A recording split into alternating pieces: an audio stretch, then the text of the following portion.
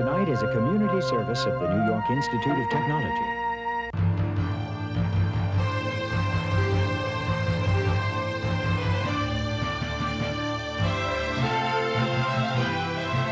Covering the news of Nassau and Suffolk Counties, Long Island News Tonight with Ken Eckhart, Carol Peck, and the award-winning LI News team.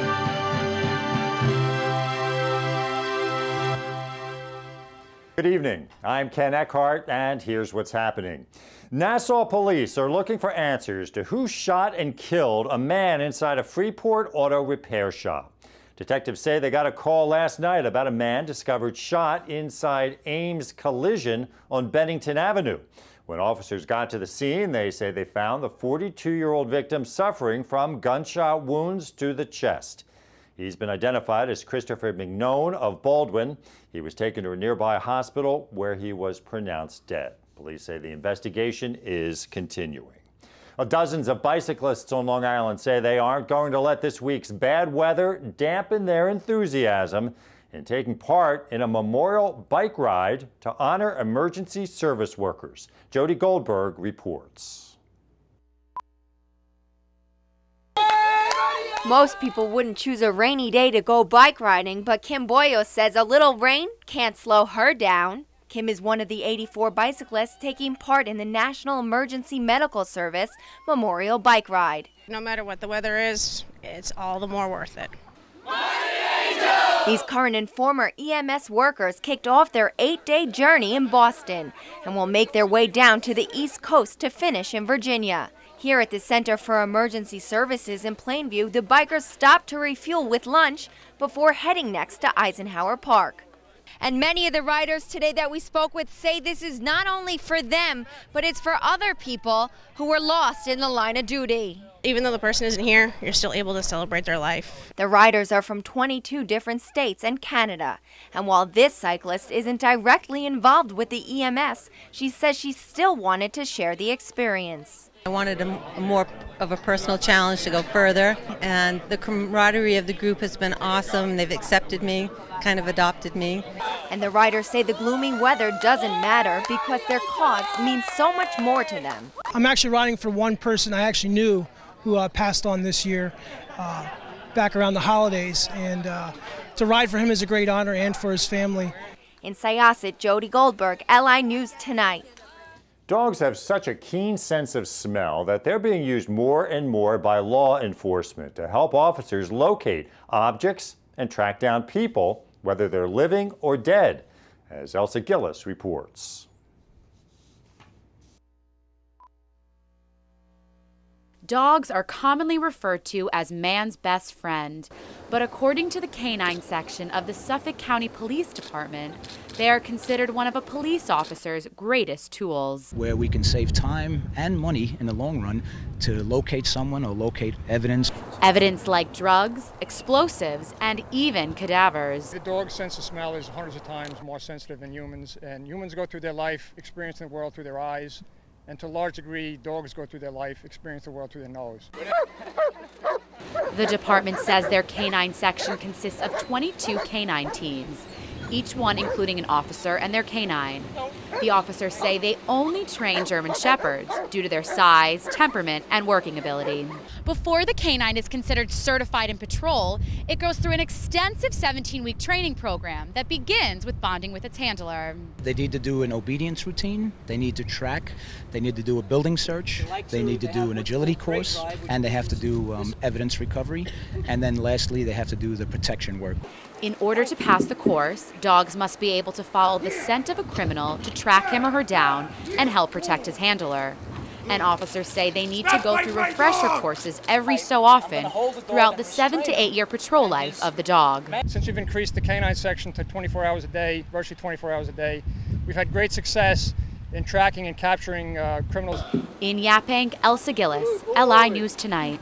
Well, prices at the pump may have gone down a few cents over the past week, but they're still higher than they were a month ago and much higher than a year ago. So a Long Island congressman recently said he'd like the administration to release some of our oil reserves to help ease prices at the pump, as Deanne Cohen reports. The pump seem to be out of control, but Congressman Steve Israel says there's an immediate fix he's urging President Barack Obama to authorize. Whenever prices have skyrocketed like this, we have done one thing to provide immediate price relief, and that is released oil from the Strategic Petroleum Reserve. According to Israel, we have over 720 million barrels of petroleum oil in reserve, and if we release a small portion as we have in the past, the results could be favorable. When Clinton did it, there was a 20% price drop almost immediately. When Bush did it, the price went down about $5 a barrel. But how quickly after government approval would consumers see these results at the pump? Israel says that if we were to tap into the petroleum reserves, that we could see a reduction in gas prices at the pump in less than 2 weeks. Israel says he will continue to publicly ask Obama to release the oil reserves until his demands are met. In Dix Hills, Deanne Cohen, LI News Tonight. Well, it was an up day on Wall Street today. The Dow finished the day up over 45 points. NASDAQ was up 8 1/3 points, and the S&P was up just under 3 points. NYIT's LI News Tonight continues after this.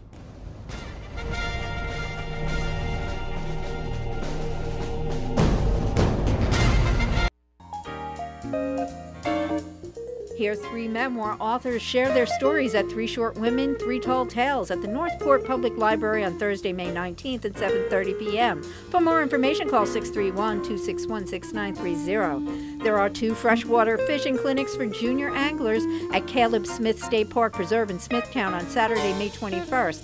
One is at 9 a.m., the other at 1 p.m. To reserve a spot, call 631-265-1054. Spend a little time at home with Ginger Rogers, a theatrical tribute and high tea at the Ward Melville Heritage Organization in Stony Brook on Wednesdays, Thursdays, and Saturdays at 11:30 a.m. and Sundays at 12:30 p.m. through June 12th. No show on Memorial Day weekend. Advance reservations are required. For more information, call 631-689-5888 or check out Spies, How Long Island Patriots Helped George Washington Win the Revolution. It's an interactive exhibit at the Three Village Historical Society in Setauket on Sundays in June from 1 till 4 p.m. For more information, call 631-751-3730. If you have an event you'd like included on the LI News Tonight community calendar, send it to linewstonight@nyit.edu.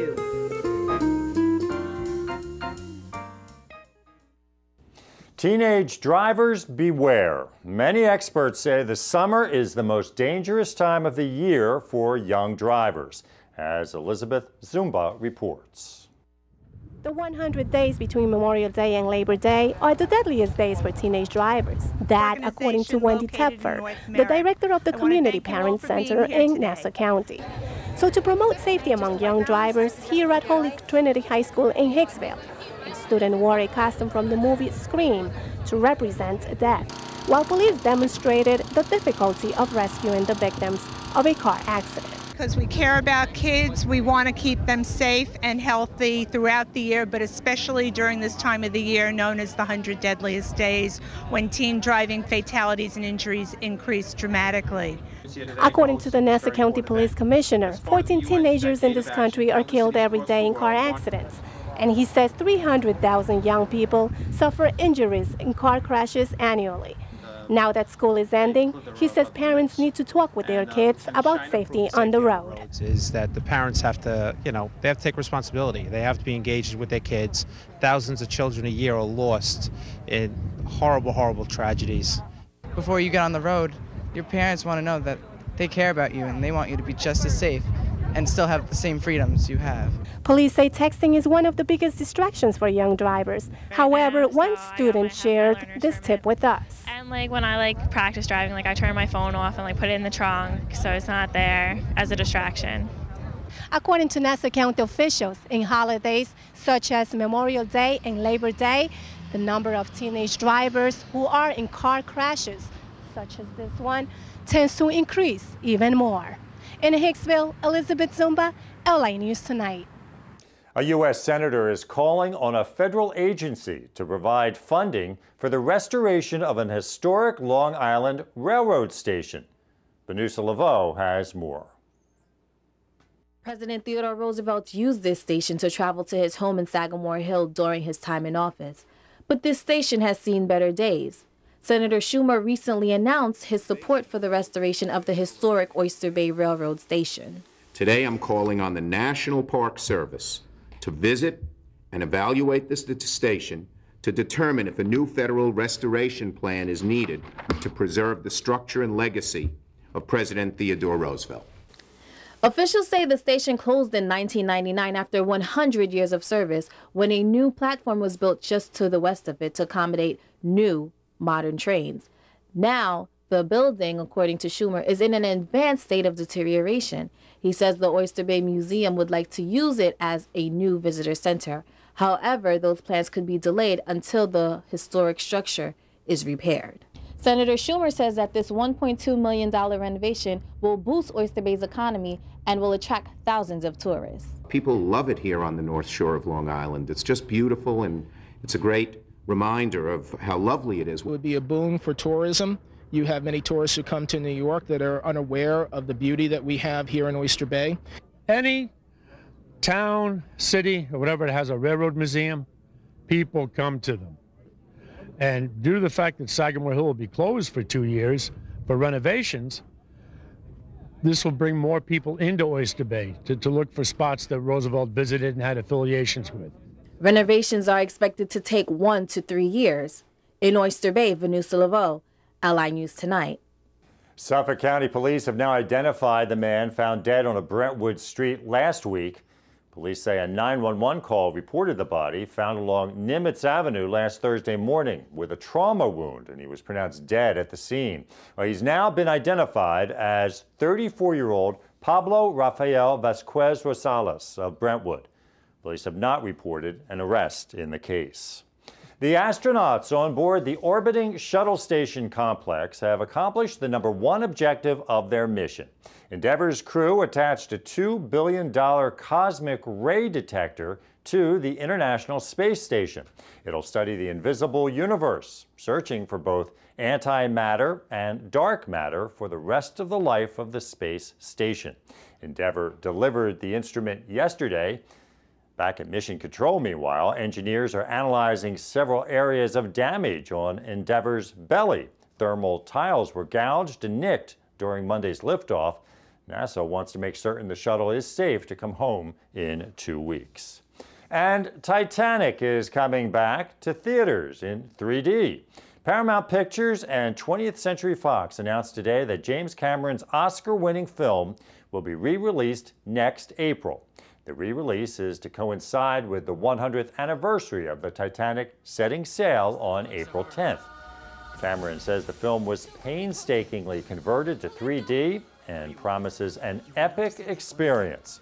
Released in 1997, Titanic won 11 Academy Awards and grossed more than $1.8 billion worldwide, second only to Cameron's Avatar. Well, we had another mostly cloudy day today. We saw a little bit of sunshine this afternoon. Today's high was up around 70 degrees. Tonight, scattered thunderstorms with a low in the upper 50s. Tomorrow, scattered thunderstorms, a high around 70. Saturday, chance of a few showers with a high in the low 70s. Sunday should be partly cloudy with a high in the upper 60s. And the outlook for Monday, isolated thunderstorms with a high around 70 degrees. And that's it for NYIT's LI News Tonight. I'm Ken Eckhart. Thanks for watching. We'll see you again tomorrow. Have a good night.